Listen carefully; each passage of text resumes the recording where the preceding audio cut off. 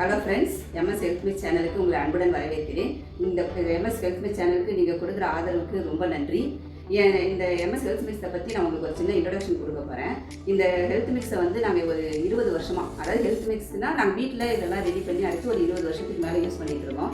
இதனுடைய ரிசல்ட் ரொம்ப நல்லாயிருக்கும், நமக்கு ரொம்ப ஹெல்த்தியாக இருக்கும், நம்மளாலே ஃபீல் பண்ண முடியும். ஃபார் எக்ஸாம்பிள், ஏன் எனக்கு இந்த பிஸ்னஸ் பண்ணணும் அப்படின்ற ஒரு ஐடியா வந்துச்சு அப்படின்னா, எங்கள் வீட்டுக்கு யாராவது வந்தாங்கன்னா நான் காஃபி டீலாம் கொடுக்க மாட்டேன், பால் கொடுக்க மாட்டேன். காலையில் இந்த சத்து மாவு கஞ்சி தான் கொடுப்போம். நாங்களும் எல்லாருமே சத்து மாவு கஞ்சி தான் குடிப்போம். அதை அவங்க சாப்பிட்டு பார்த்துட்டு இது நல்லா டேஸ்ட்டாக இருக்குது, இது எப்படி செய்கிறீங்க அப்படின்னு சொல்லி கேட்கும்போது அந்த எண்ணம் தான் இதை இன்றைக்கி இந்த அளவுக்கு உங்களுக்கு கொண்டு போய் சேர்க்கணும் அப்படின்ற ஒரு எண்ணத்தை எங்களுக்கு உருவாக்குச்சு. நிறைய பேர் கால் பண்ணி இந்த சத்து மாவு கஞ்சி எப்படி வைக்கிறது அப்படின்னு சொல்லி கேட்குறாங்க. இதில் வந்து நாட்டு சர்க்கரை ஆட் பண்ணலாமா, இல்லை பனங்கற்கண்டு போடலாமா அப்படிலாம் கேட்குறாங்க.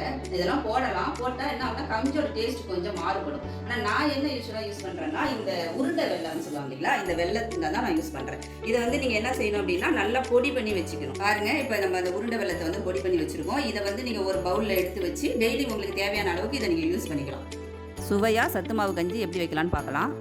நம்ம ஏற்கனவே உடச்சி வச்சுருந்த வெல்லம், உப்பு, எம்எஸ் ஹெல்த் மிக்ஸை எடுத்துக்கலாம். ஒரு பவுல் எடுத்துக்கிட்டு அதில் இந்த டம்ளர் அளவுக்கு 2 டம்ளர் தண்ணி நான் எடுத்துக்கிறேன். உங்களுக்கு தேவையான அளவுக்கு எடுத்துக்குங்க. இதில் 3 டீஸ்பூன் அளவு எம்எஸ் ஹெல்த் மிக்ஸை ஆட் பண்ணிக்கோங்க.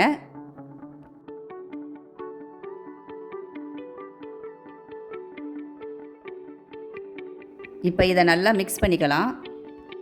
சுடு தண்ணியில் வந்து மாவு போட்டு நம்ம வந்து மிக்ஸ் பண்ணக்கூடாது, ஏன்னா அது நல்லா கரையாது. நம்ம வந்து முன்னாடியே மாவை நல்லா கரைச்சிட்டு அதுக்கப்புறம் தான் நம்ம வந்து சூடுபடுத்தணும். இப்போ பாருங்கள், நல்லா கரைஞ்சிருச்சு. அதுக்கப்புறம் நம்ம தேவையான அளவுக்கு வெல்லத்தை ஆட் பண்ணிக்கிறோம். உங்களுக்கு எவ்வளோ தேவையோ அதுக்கு தகுந்த மாதிரி நீங்கள் ஆட் பண்ணிக்கலாம். இனிப்பு அதிகம் வேணும்னா இன்னும் கொஞ்சம் அதிகமாக ஆட் பண்ணிக்கலாம்.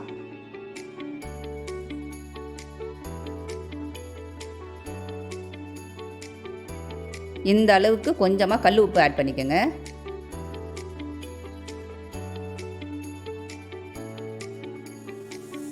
ஸ்டவ்வில் வச்சு மீடியம் ஃப்ளேமில் ஒரு 5 நிமிஷம் கொதிக்க வைக்கணும். நல்லா கிண்டி விட்டுக்கோங்க. அப்போ தான் இந்த வெல்லம், மாவு எல்லாம் வந்து நல்லா மிக்ஸ் ஆகும். பொங்கி வர வரைக்கும் இதை நம்ம கிண்டி விடணும். 1 to 2 மினிட்ஸில் பொங்கி வந்துடும். 2 மினிட்ஸ் ஆயிடுச்சு. இப்போ பாருங்கள் எவ்வளோ நல்லா பொங்கி வருதுன்னு. இப்போ ஸ்டவ் ஆஃப் பண்ணிடலாம். பாருங்கள், சுவையான சத்து மாவு கஞ்சி ரெடி ஆயிடுச்சு. இந்த பதத்தில் இருக்கணும். ரொம்ப திக்காகவும் இருக்கக்கூடாது, ரொம்ப தண்ணியாகவும் இருக்கக்கூடாது. இப்போ இதை நம்ம கிளாஸுக்கு மாற்றிக்கலாம்.